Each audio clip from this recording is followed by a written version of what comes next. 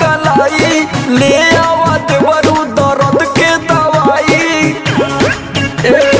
का कहीं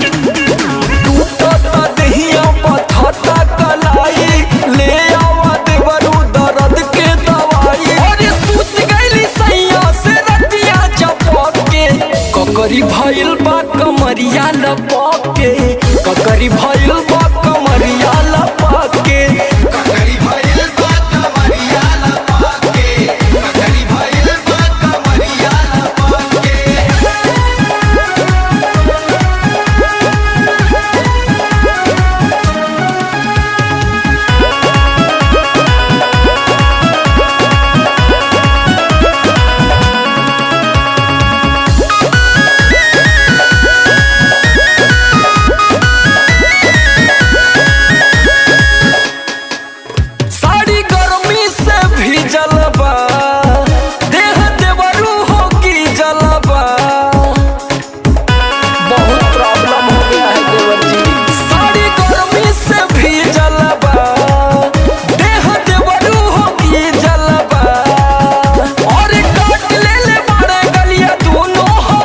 के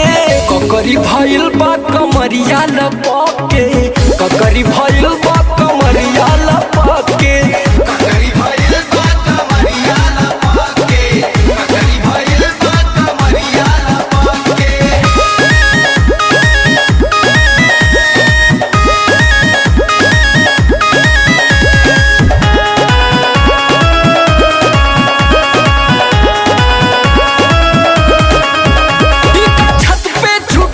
बाटे